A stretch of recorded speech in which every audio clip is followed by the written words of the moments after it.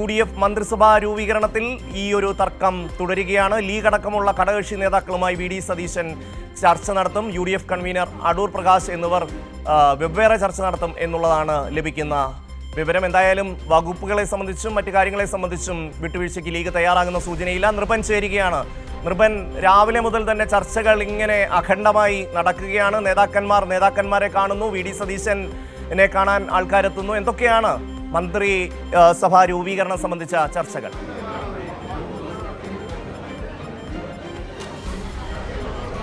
തീർച്ചയായും ഷമ്മി, തിരക്കിട്ട ചർച്ചകൾ കണ്ടോൺമെന്റ് ഹൗസിൽ നടക്കുകയാണ്. ഓരോ നേതാക്കളും ഘടകകക്ഷി നേതാക്കളും വരികയും പോവുകയും ചെയ്യുന്നു. CP ജോൺ അടക്കമുള്ള നേതാക്കൾ അല്പം മുമ്പ് പുറത്തേക്ക് പോയി. PJ ജോസഫ് പ്രാഥമിക ചർച്ച പൂർത്തിയാക്കി പുറത്തേക്ക് ഇറങ്ങിയിട്ടുണ്ട്.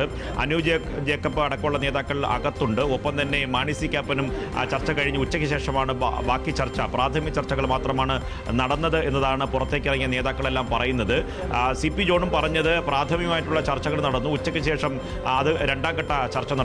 എല്ലാ ഘടകകക്ഷി നേതാക്കളും കോൺഗ്രസിൻ്റെ അഭിപ്രായം ഘടകകക്ഷികളോട് എന്താണ് പറയാനുള്ളത് അതാണ് അങ്ങോട്ട് പറയുന്നത്. അതിനുശേഷം വീണ്ടും ഘടകകക്ഷികൾ അവർ വെവ്വേറെ ചർച്ച നടത്തി അഭിപ്രായ സ്വരൂപണത്തോടുകൂടി വീണ്ടും എത്തും. ഇന്ന് ഉച്ചയ്ക്ക് ശേഷം വീണ്ടും നേതാക്കളെത്തും.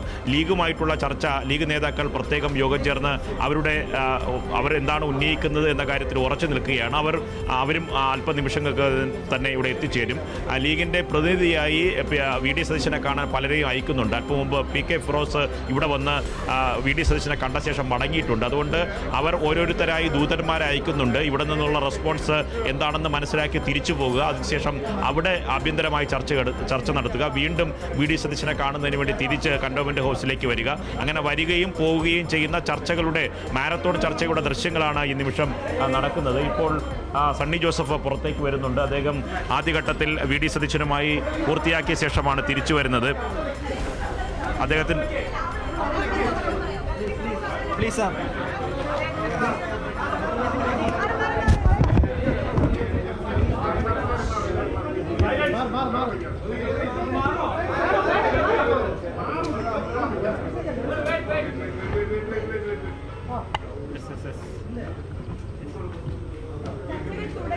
ചർച്ചകൾ തുടങ്ങി. ഞങ്ങൾ ചെറിയ തോതിൽ സംസാരിച്ചു. അതിനിടയിൽ നിയുക്ത മുഖ്യമന്ത്രിക്ക് മറ്റു ചില സന്ദർശനങ്ങൾ കൂടിയുണ്ട്. ആ സന്ദർശനങ്ങൾ കഴിഞ്ഞ് വീണ്ടും ചർച്ചകൾ പുനരാരംഭിക്കും.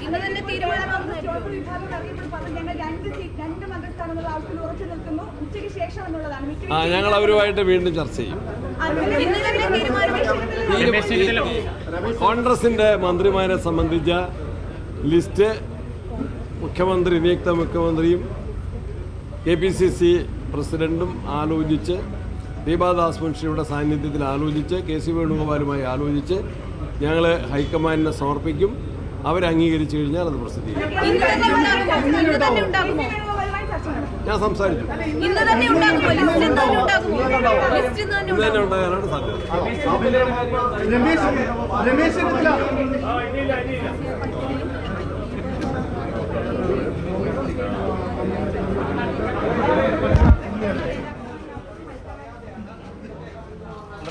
ഇന്ന് തന്നെ ലിസ്റ്റ് തയ്യാറാകും എന്നുള്ളതാണ് KPCC അധ്യക്ഷൻ സണ്ണി ജോസഫ് പറയുന്നത്. അത് എത്രമാത്രം അതിന് സാധ്യതയുണ്ട്?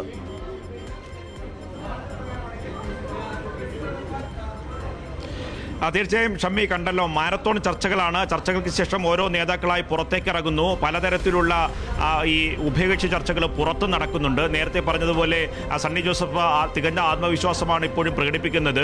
ദീപാദാസ് മുൻഷിയും KC വേണുഗോപാലും ഹൈക്കമാൻഡുമായി ചർച്ച നടത്തി കോൺഗ്രസിൻ്റെ പദവികളെ സംബന്ധിച്ച് 12 പദവികളാണുള്ളത്. അത് സംബന്ധിച്ച് ഇന്ന് തന്നെ അന്തിമ തീരുമാനമാകുമെന്നതാണ് KPCC അധ്യക്ഷൻ സണ്ണി ജോസഫ് പറഞ്ഞത്. പക്ഷേ രമേശ് ചെന്നിത്തലയെ സംബന്ധിച്ച കാര്യങ്ങളെ സംബന്ധിച്ച് അദ്ദേഹം പ്രതികരിക്കാൻ തയ്യാറായിട്ടില്ല. അദ്ദേഹം മന്ത്രിസഭയിൽ വരുമോ എന്ന കാര്യത്തെ സംബന്ധിച്ച് ചർച്ചകൾ നടത്തുന്നുണ്ട് എന്ന തരത്തിലുള്ള മറുപടി മാത്രമാണ് അദ്ദേഹം പറഞ്ഞത്.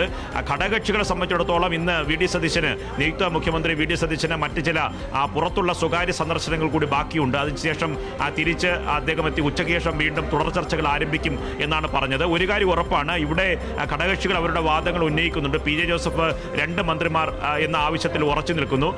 ഈ ലീഗിനെ സംബന്ധിച്ച് 5 മന്ത്രിമാർ എന്ന കാര്യത്തിൽ ഉറപ്പാണ്. ആ കാര്യങ്ങളിൽ മറ്റ് മാറ്റം വരാനുള്ള സാധ്യതയില്ല. പക്ഷേ ചില പ്രധാന പ്രധാനപ്പെട്ട വകുപ്പുകൾ വച്ചുമാറണം എന്ന ഡിമാൻഡ് കോൺഗ്രസ് മുന്നോട്ട് വച്ചിട്ടുണ്ട്. അതിന് ലീഗിന് തയ്യാറാകുമോ എന്ന കാര്യത്തിൽ സംശയമുണ്ട്. ലീഗിൻ്റെ അടക്കം പ്രതിനിധികൾ ഇവിടെ വന്ന് വി ഡി സതീശനെ കണ്ട് മടങ്ങുകയാണ്.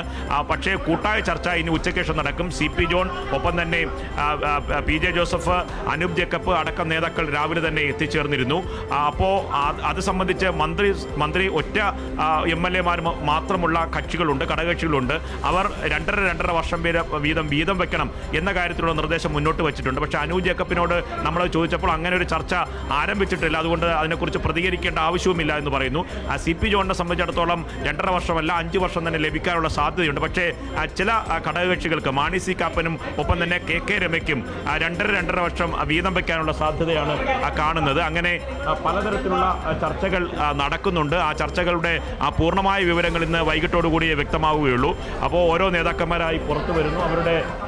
അവരുടെ നിലപാട് എന്തായിരിക്കും? ഇപ്പോൾ ഷിബു ബേബി ജോൺ ചർച്ചയ്ക്ക് വേണ്ടി അകത്തേക്ക് പോകുന്ന ദൃശ്യങ്ങൾ കാണാം. അദ്ദേഹം ഈ ഘട്ടത്തിൽ പ്രതികരിക്കുന്നില്ല. ചർച്ച പൂർത്തിയാക്കി തിരിച്ചു വന്ന ശേഷം പ്രതികരിക്കാമെന്നതാണ് ഷിബു ബേബി ജോൺ പറഞ്ഞത്. അങ്ങനെ ഓരോ ഘടകകക്ഷികളുടെയും നേതാക്കൾ വരുന്നുണ്ട്, കൂടിക്കാഴ്ച നടത്തുന്നുണ്ട്. ഇപ്പോൾ NK പ്രേമചന്ദ്രൻ എത്തുകയാണ്.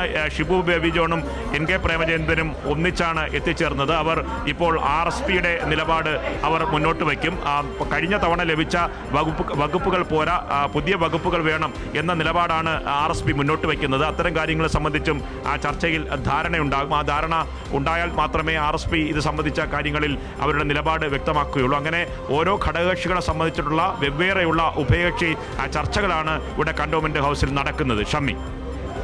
തീർച്ചയായും നിർമ്മനി, മാണി സി കാപ്പൻ, KK രമ അടക്കമുള്ള ആൾക്കാർ, CMB അടക്കമുള്ള ആൾക്കാരെ സംബന്ധിച്ച് അവർക്ക് ഈ 5 വർഷം മന്ത്രിസ്ഥാനം എന്നുള്ള ആവശ്യം അത് എത്രത്തോളം UDF-ന് അംഗീകരിക്കാൻ കഴിയും എന്നുള്ളത്. ഒപ്പം തന്നെ കേരള കോൺഗ്രസ് ജോസഫിനെ സംബന്ധിച്ച് അവരും 2 മന്ത്രിസ്ഥാനം ആവശ്യപ്പെടുന്നുണ്ട്. അങ്ങനെ ഈ ഘടകകക്ഷികളുടെ ചെറിയ ഘടകകക്ഷികളുടെ ആവശ്യങ്ങളെ എത്രത്തോളം ഉൾക്കൊണ്ട് ഈ മന്ത്രിസഭാ രൂപീകരണത്തിലേക്ക് 2 ദിവസത്തിനുള്ളിൽ പോകാൻ കോൺഗ്രസിന് കഴിയും? നിർഭൻ.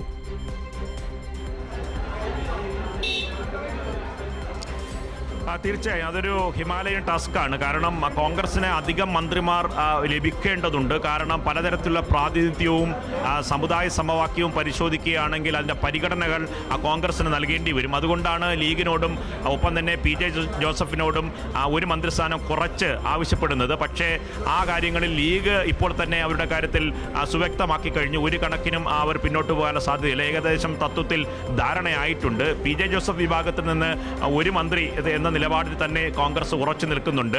അങ്ങനെ കൂടുതൽ സമ്മർദ്ദം വന്നാൽ ക്യാബിനറ്റ് റാങ്കോടുകൂടിയുള്ള ചീഫ് വിപ്പ് പദവി PJ ജോസഫ് വിഭാഗത്തിന് നൽകാനുള്ള സാധ്യതയാണ് തെളിയുന്നത്. അങ്ങനെ പലതരത്തിലുള്ള ചർച്ചകൾ, വെവ്വേറെയുള്ള ആശയവിനിമയങ്ങൾ, ഉഭയകക്ഷി ചർച്ചകൾ ഒക്കെ തന്നെ വെവ്വേറെ കന്റോൺമെന്റ് ഹൗസിൽ നടക്കുന്നുണ്ട്. അല്പം മുമ്പ് സണ്ണി ജോസഫ് പറഞ്ഞ രീതി അനുസരിച്ചാണെങ്കിൽ നിയുക്ത മുഖ്യമന്ത്രി VD സതീശൻ പുറത്തേക്ക് പോകും. അതിനുശേഷം ഉച്ചയ്ക്ക് ശേഷമായിരിക്കും തുടർന്നുള്ള ചർച്ചകൾ നടക്കുക. അതിനൊപ്പം തന്നെ കോൺഗ്രസിൻ്റെ മന്ത്രിമാരെ സംബന്ധിച്ചിട്ടുള്ള ചർച്ചകൾ പുറത്ത് അല്ലാതെ തന്നെ നടക്കുന്നുണ്ട്. അതിൻ്റെ ആശയവിനിമയത്തിന് വേണ്ടിയിട്ടാണ് സണ്ണി ജോസഫ് ഇവിടെ കന്റോൺമെന്റ് ഹൗസിലേക്ക് എത്തിച്ചേർന്നിട്ടുള്ളത്. KC വേണുഗോപാൽ തലസ്ഥാനത്തുണ്ട്.